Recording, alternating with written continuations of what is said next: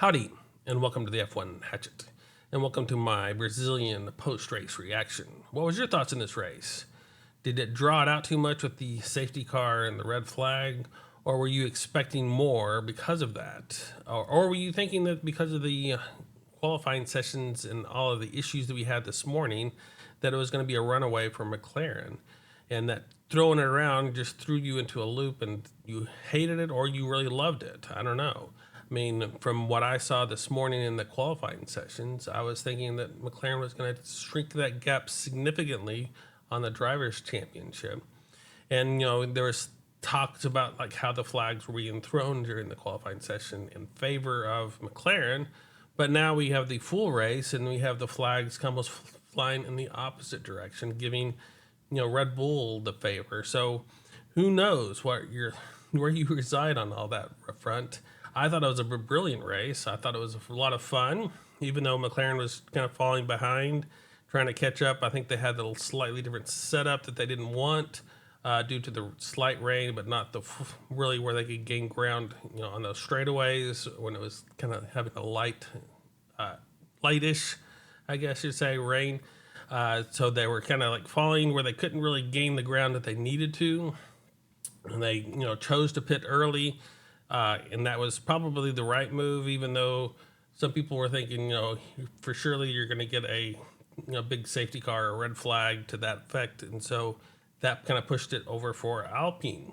And of course, not even speaking of Alpine, coming back from the end, the two Alpines on the podium when you weren't even expecting them potentially even in the top 10 a week or two ago. So really great opportunity for them and jumps them way up in the constructor standing. So we'll have to see how that battle proceeds in the next three races as well. So this kind of bunch of things intermixed in it, even though we got a little bit more Red Bull favored at the end of the race in the sense that they're probably, moving forward with the drivers' standings. There's still that constructor standings that they're still lagging behind in. So who knows what that will play out to be. Like normal, I will go from the back of the pack to the front of the pack, listing what happened to the driver, if I know anything, and my thoughts of how they did.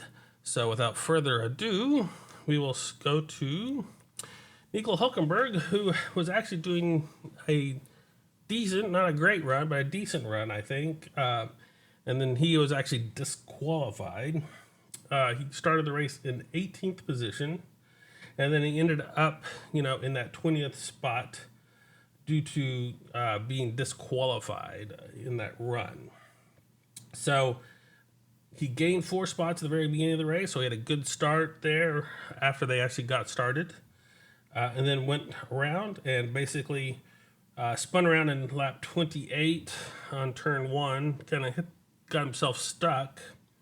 And then they basically pushed him off that spot on that track where it kind of like teeter-tottered him.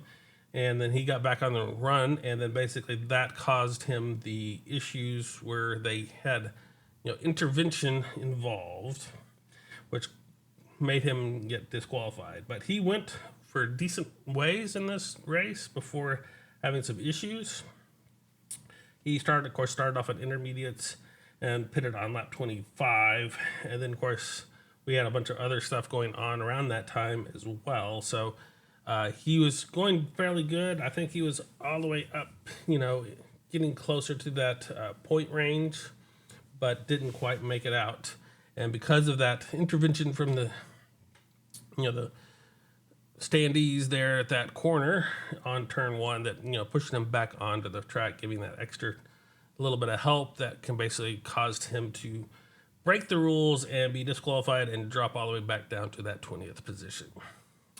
Now we have Lance Stroll, who a lot of people are really kind of wondering what he was thinking at the time, I guess, because he qualified in 10th, and then he ended up having a DNF because of, him going off during the formation lap. So there's potential issues with the car. He claims that the back just locked up on him and spun him around. But then he was able to get back running, and then he drove off into the the gravel, thinking that he was going to cross the gravel to get back onto the track, and then just kind of got beached in that gravel, causing the aborted start to come out because he was stuck on that corner, and that caused some other confusion. But for him to actually try to drive across the gravel at low speeds, I'm not sure if it's the brightest move in regard. He probably should have spun around and tried to gun back over to the tarmac to get back onto the field. And so that caused whole issues even before the race started for him. So kind of a odd move for him, I think. But I don't know what's actually going through his head. But anyway, that's why he didn't actually even start the race. And then you have Alex Albon, who, of course, if you watch qualifying, put it into the wall at the end of qualifying, and then they just had too much to do, I think. I know there's some debate, and I didn't really dig into this too much to see if the flooring was damaged too much, and so they basically couldn't replace the flooring because of the same day issues rule that they've had, or if it was just too much damage in general that they figured that they would have to concentrate on one car, and they concentrated on Franco as he had damaged his car as well. So Alex Albon didn't even start, even though he qualified in 7th. So they had that empty spot on the grid for the 7th spot. So I think Albon was doing a really good job in qualifying until that moment where he just kind of lost it. And I think he probably shouldn't have been pushing it quite as far. I know he was looking forward to getting up there into that top 10 running. But I think he pushed it just a little bit too hard on his side that caused that accident, with the qualifying being the same day, just a few hours basically from the actual race. I think he was should have had a little bit different mindset on that, just to keep it safe into that running. So I kind of blame him a little bit for that, but in general, that's the reason why he did not start. So that gets our 2 did not starts out of the way and our disqualification out of the way. Then we come to the did not finish category. We have Franco, who started the race in 16th spot, gained 4 spots at the very start of the race, so he did a good job there. And then he basically had contact with Behrman early on, and just kind of got punched into the back. I'm not sure if that did any damage to him. It didn't seem like it did, but he did get hit on there. He passed Hamilton on lap 12 for 12th spot, and then on lap 32, he basically spun, hit the wall in turn 13, which eventually caused the red flag on that. So he had already boxed on lap 26 for another set of intermediates and was going out on that second set when that happened. So that kind of ended his day a little bit prematurely, and it was just, I think, more experience than anything else and trying to figure out how to best handle those F1 cars in the wet. But he was doing fairly well before that, and of course he's the big fan favorite for Brazil as well, so that was kind of disappointing in that regard for all the fans that were there for him. And then you have Carlos Sainz, who started the race at the back of the pack because he had some power and gearbox issues because of qualifying incident that he went into the wall with, and so they had to repair that Ferrari, and so he had to start from the pit lane in that back of the pack, but made it up to 16th before he spun it off and hit the wall on lap 40, which caused another safety car. I have him passing Hamilton on lap 19 for 13th position, and he had boxed on lap 27 from a set of intermediates to another set of intermediates that went to lap 32 during that first incident where he put on another set of intermediates. So he was doing not great. He was kind of in the back front pack-ish, trying to gain ground, trying to get back up into those point range, but it was not quite where he needed to be in that running, and still kind of struggling in that Ferrari around this track. Of course, that caused him to push it a little too hard and hit into the wall again. So not the greatest run for Carlos Sainz, getting dropped out and back to the back of the pack. Guan Yu Zhou, who actually kept it pretty clean, started the race in 19th position, ended up in 15th. He also gained 3 positions. Of course, I think 2 of those positions were from Alex. And then, of course, when Lance Stroll dropped off, that gained that position. So he really gained 1 position at the start of the race, considering 1 live position. But it's still a decent start for him. He had spun on lap 34 during the restart, kind of went off and kind of dropped back a little bit farther back. So he was really struggling in that stake F1 car, but made it up to 15th with all of the issues that everybody else was having, but still at the back of the pack. So even though they were kind of making slight progress in that stake, they still have a long ways to go. And unfortunately for Joe, he'll be sitting at the back of the pack and probably for the rest of the season, I'm guessing as well. But he did box on lap 27 for a set of intermediates. He did switch to a set of wet tires, full wets, or X wets as they call them, on lap 28.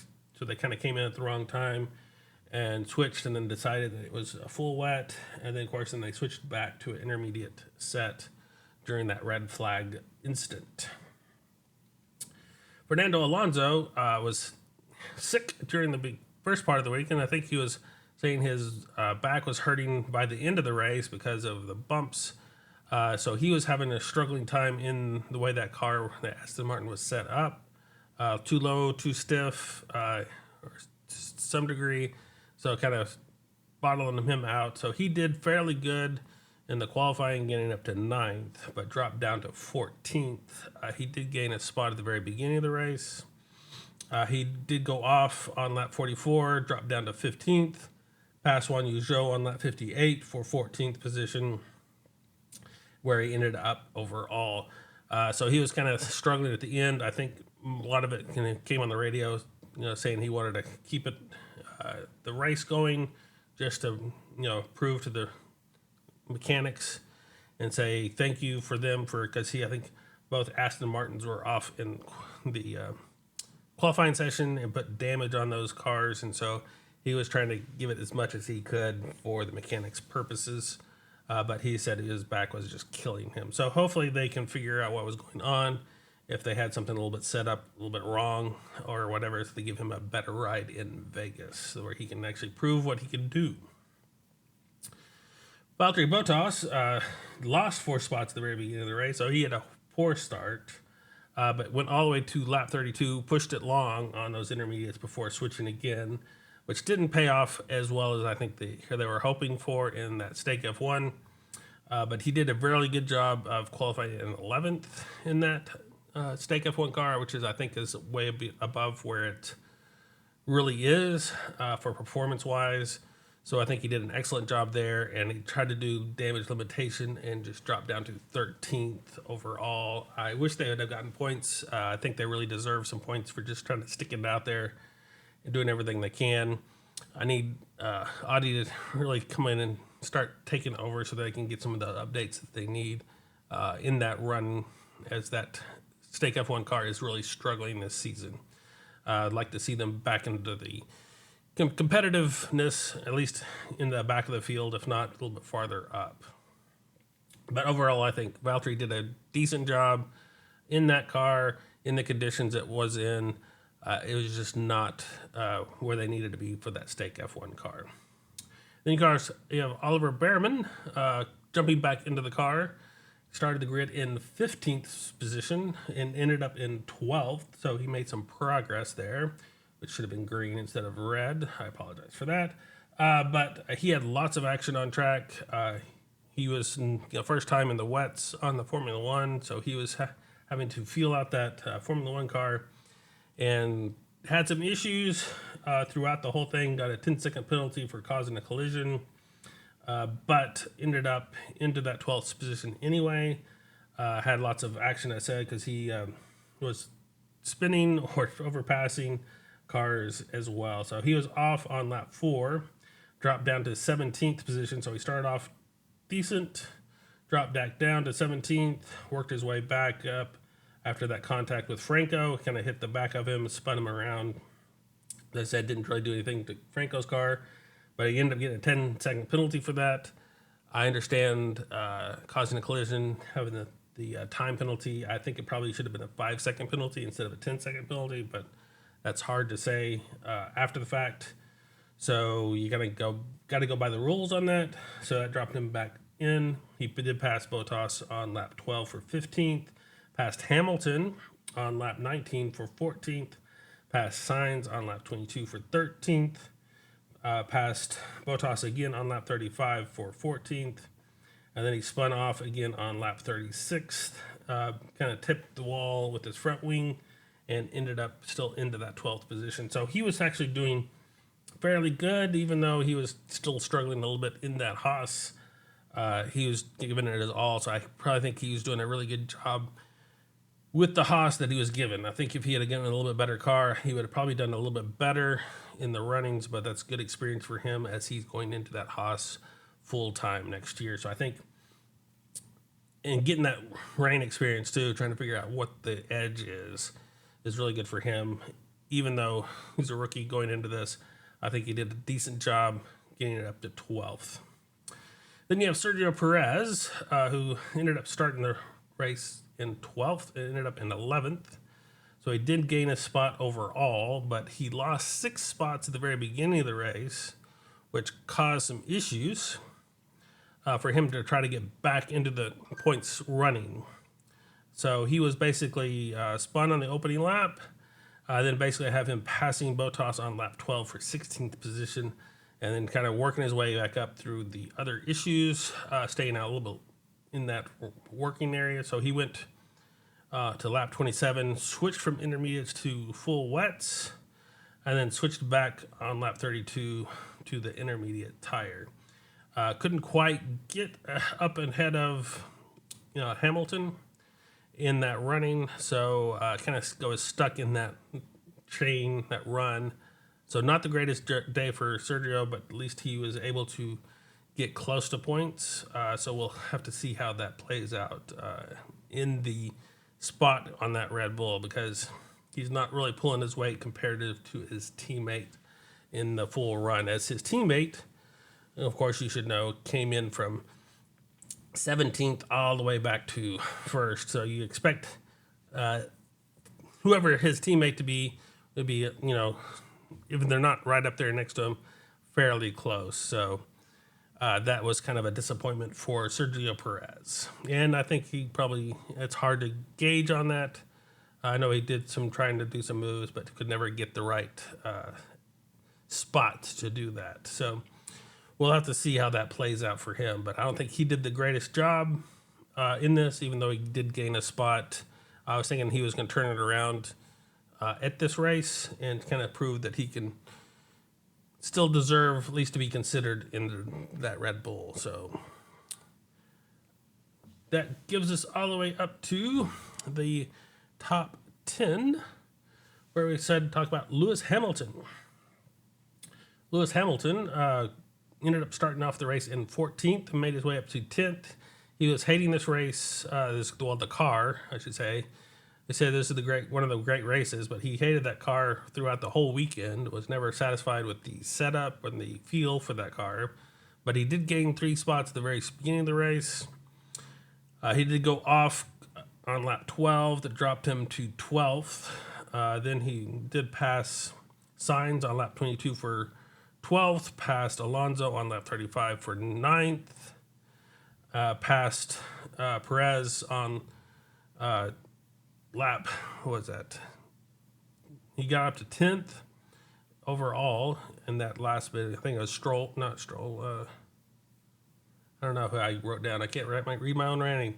But he was doing a fairly decent job of getting back into that point range, keeping Perez behind him, but still kind of struggling to get past Liam Lawson ahead of him in that run due to that car setup. He did go to lap 27 for a set of intermediates and then switched like everybody else on lap 32 when that red flag came out for another set of intermediates.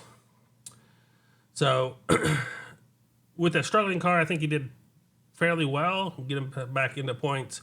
I don't think it was the Lewis Hamilton of old, which we'd like to see come out and storm through the field. where they could, he had the feeling for that Mercedes, like he wants it, so he could just kind of, put the final touches on it. So in that regard, he was struggling, but I think he did a decent job in the car that he was given. Of course, his teammate was a little farther up, and so you could argue that it was not to the same satisfaction of that, and so he was struggling, so he should have done better, be closer to help out his teammate in that regard. Then you have the first of the RBs that scored points. We have Liam Lawson, who started the race in 5th with that awesome qualifying session, ended up in 9th. He did lose a spot at the beginning of the race, but he was able to maintain some of that stuff. He went off early on, but was able to pass Hamilton a couple of times. First one was lap 30 for 10th and had a little bit of contact. Then he passed Hamilton again on lap 43 for that last spot there in 7th, I think, and then kind of worked his way up to 6th because of the issues around. So it was a good run for him.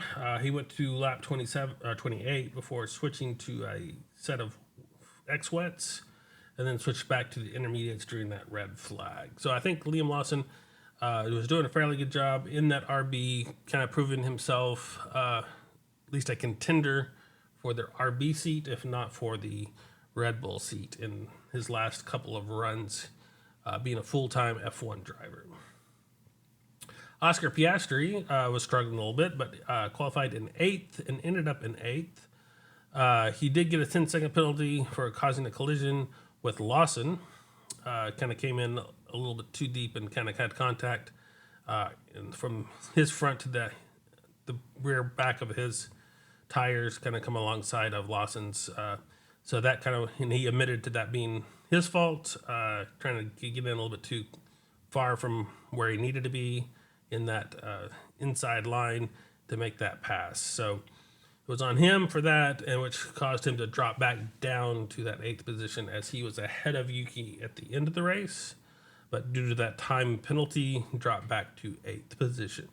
He did gain a position at the start of the race and then passed Tsunoda on lap 34 for that 7th position and swapped with Norris as well during that last stint to get Norris up a little bit farther ahead, hoping that Norris could, put more pressure on Charles Leclerc. But in that running, he was a good team player, did really good in that running. I don't think that, as I said, that McLaren was quite set up for the light rain. I think it was more set up for the more heavier rain, the higher downforce area, so it would do better in the corners than the high speed stretches, which then hindered them in this race. So I think there was some of that mistakes by McLaren, even though it's hard to tell ahead of time. It was just 2020 hindsight that you could kind of get that out of it, as well as bringing them in slightly early to get that first set of intermediates on before the red flag came out, which then hurt them because they didn't get the free tire change that the top 3 had. So Oscar was doing a good job, a good team player in the McLaren, just not quite where McLaren wanted to be overall in this race. I know they were kind of struggling in this weather conditions. So I think that was more for the setup purposes more than the driver's side. Yuki Tsunoda did an excellent job. He did an excellent job in qualifying, making it all the way up to 3rd position, where he started the race off, dropped back down to 7th. But overall, I think that was an excellent job for Yuki Tsunoda. He kind of stayed out of a lot of people's way. In general, in this race, I don't have a whole lot of going on with him. He did go to lap 28 on a set of intermediates before switching to those X-Wets, which then he switched back to intermediates at that first red flag that happened on lap 30, 233-ish area. So at that point in time, they had that free, pit stop in the sense for the tire change, which they got back onto the intermediates for the rest of the race as the weather was lightening up at that point in time. So he did an excellent job of putting it, on the second row for qualifying, and then keeping the things around him where he just didn't get swamped and get dropped back down too far. So I think he did an excellent job in that RB, in that sister team of Red Bull, of maintaining it. And of course, you see 2 RBs ahead of Perez in this run. Yes, they started ahead of Perez, but you expect the big mothership Red Bull to be able to have a better setup, a better team strategy in regards to all of that, so they would be able to more easily work their way up from those positions. So this gives us to Norris. Norris was struggling seriously. I think he was glad that this weekend is over with, even though he did get the pole position this morning. He did drop down to 6th place overall. He did lose a spot at the very beginning of the race from George taking that first position at the very start, and then we kind of stayed behind George till that first pit stop, and then basically still came out behind George after that first pit stop. So he was not quite able to retake that position. And then they were trying to play battles, and I know he was asking for be brought in and change tires earlier, but then the team was saying, no, we needed to go long, and then they only went a couple more laps before they brought him in.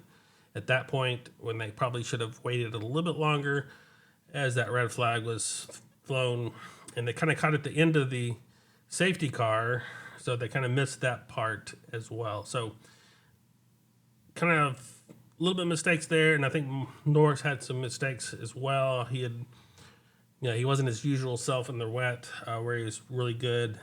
I do have him passing Behrman on lap 30 for 4th.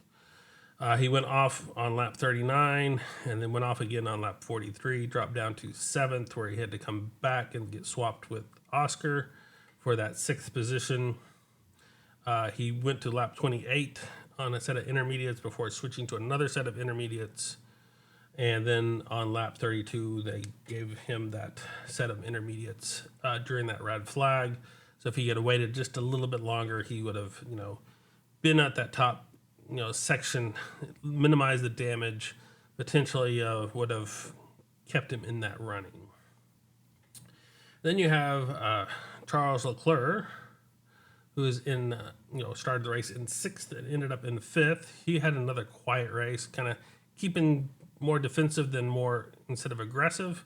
He did gain a spot at the very beginning of the race, which is good. Went to lap 24, so he was one of the first people that pitted for another set of intermediates, kind of got stuck in the line, and that kind of showed everybody that they didn't want to pit early because he kind of got stuck behind the other runners, and then switched back to intermediates at that red flag and was able to recover basically up to that 5th position. And then you have George Russell, who qualified in 2nd, ended up 4th. I think he did a really good run. I think the strategy was slightly off for him in that regard. He had a good start, took over the first position from Norris at the very beginning of the race, kind of led for the first almost half the race in that regard. And then basically due to some other circumstances in that pit stop, kind of dropped back into the field. I know he's kind of furious on the radio about getting pulled in as that red flag came out, and he was saying that he was telling them to wait, and so that'll have to be discussed after the fact to figure out what they can learn from that and what the best method and reasoning why they were pitting at the time that they did. So they'll have to figure out that strategy, but I think that's what really hurt him overall in this run, was the luck just wasn't quite there for him during that red flag session. So he came out into that 4th position, and then of course was never able to regain any ground because everybody got new tires due to that red flag situation. I have him passing Norris on lap 34 for 4th and passing Leclerc on lap 46 for 4th, getting back up into that run that he was in. So a really good job for George Russell leading the way and getting past Hamilton for the Drivers' Championship as well. So that was good for him. And then you have the first or the back half of the Alpines. Pierre Gasly, who started off in 13th and worked his way up to 3rd.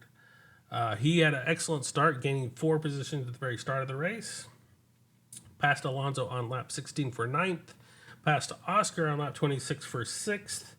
Went all the way to lap 32 for that intermediate with the red flag issues, and then ended up into that 3rd position behind his teammate at that time. So during all of that fun stuff, he was just able to keep that run going. So doing a really good job.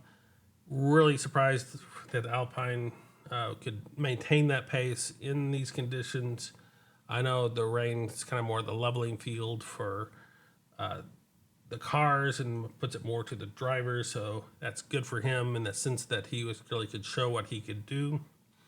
And that was really good for the Alpine in general, having 2 podiums, jumping up into the constructor standings, as well as some of their drivers' points as well. So really good job for Pierre Gasly in his run. And then, of course, you have Esteban Ocon, who did just a little bit better in the qualifying, so he got into the 4th position on qualifying, getting into that 2nd position on that 2nd row. So the 2nd row, so he was doing an excellent job in the qualifying position. Was able to keep it clean, stay out of trouble, and then ended up into that 2nd position. And actually, at one point, was leading the race pretty decently over Max Verstappen, legitimately, I would say, in that run. But during that 2nd restart, was not able to maintain that with Max. And he probably would have maintained it for long, but he was still doing a really good job overall in that Alpine, I think. And probably did the max that he could maintain out of that Alpine altogether. So I give kudos for Esteban Ocon over the whole weekend. I think he'd probably be the driver of the day if you would have to give it to someone else besides Max Verstappen, who well deserves it from coming from 17th. That gives us up to Max Verstappen, who actually, as I said,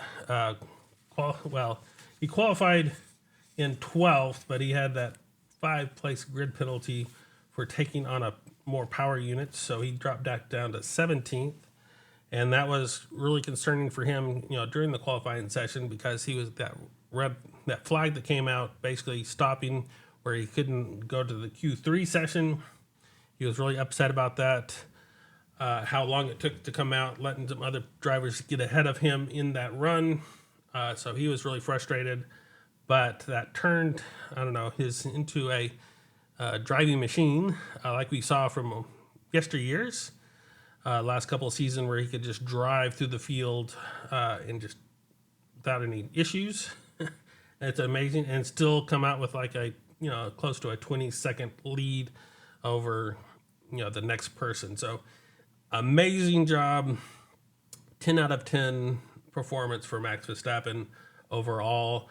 He gained 7 positions at the very start of the race, had that awesome start to start it all off with.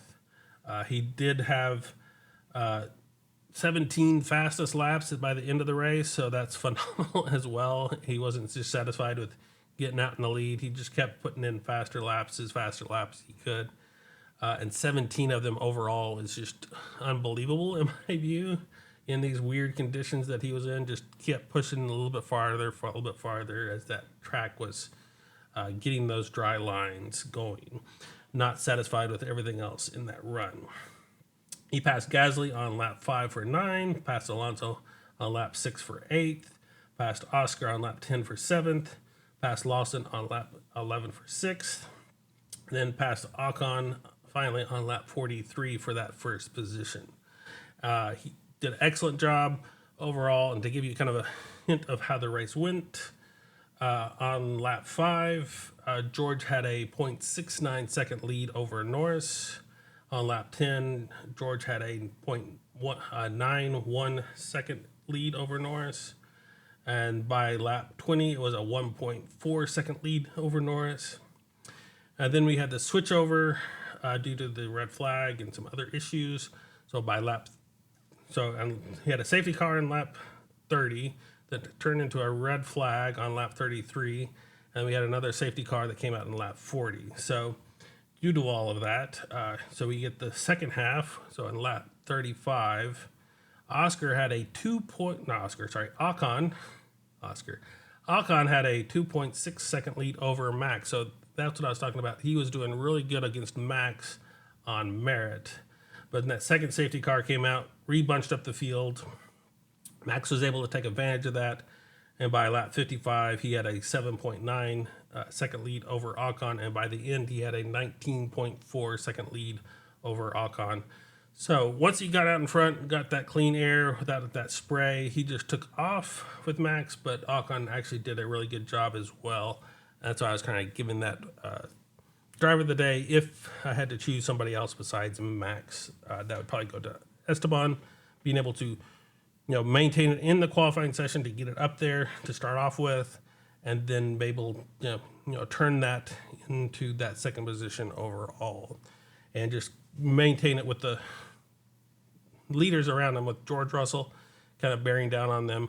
Max was tapping up, there in that second position, or once he got there in the first, trying to keep up as much as he possible could in that full run. So I think exciting race, full of obstacles, full of interesting things that happened, for the good of some people, for the bad of some other people.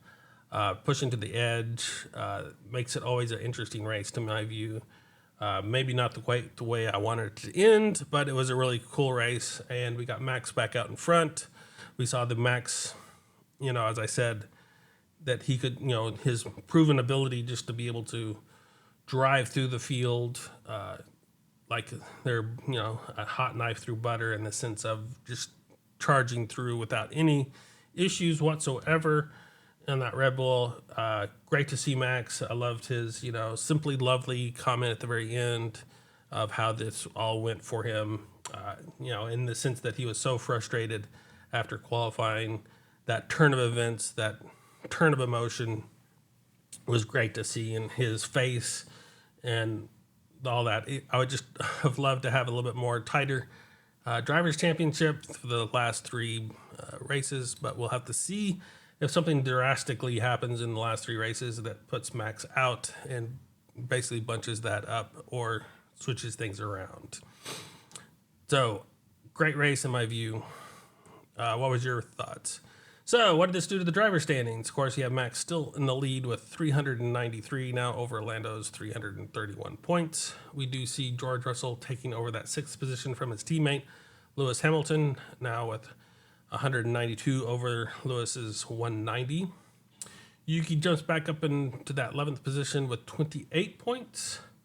And Pierre Gasly jumps up to 12th with 26 points, dropping Lance Stroll back down to that 13th position. And then Esteban Ocon jumping up to 14th with 23 points, dropping Franco, Oliver, Daniel, Alex, and Kevin Magnussen down a spot. So they kind of dropped back into that run. So a really good job for Alpine. The drivers jumping up into that run, getting close to that top 10 driver standings in this go.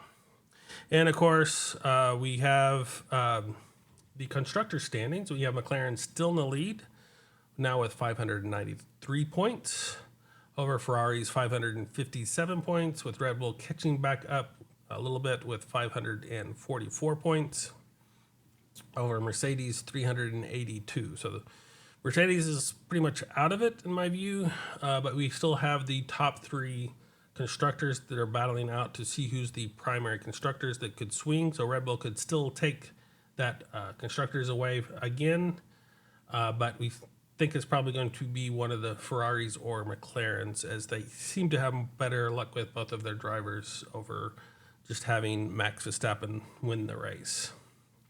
And of course, with Alpine gaining so many points, being on the podium, they jumped up to 6th, now with 49 points, pushing Haas back to 7th with a close range of 46 points. So there's that battle. And of course, RB still had a double point range, but still dropped down to 8th. So you have that three-way battle for sixth place, basically, who could, swap at any given GP race on those last three. So we'll have to see how that plays out over the time. And unfortunately for Williams, having 2 outs and having all those issues, they dropped back down to that 9th place with 17 points.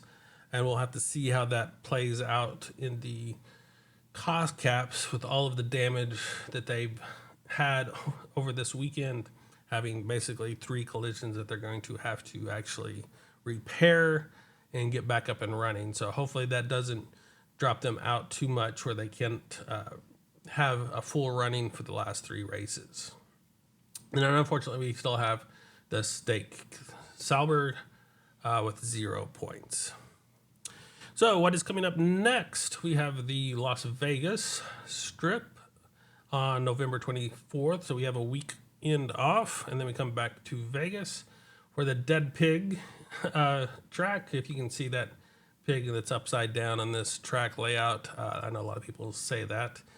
I think it's pretty funny. It's going to be, of course, that race at midnight, kind of crossing over. So it's going to be a late night race for the U.S., so it might help out some of the other spots in the world, be a better time for you to view this.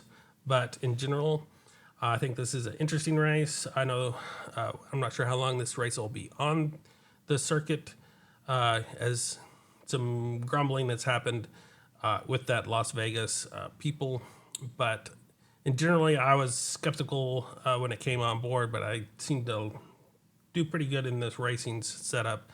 So we'll have to see how it plays out this year.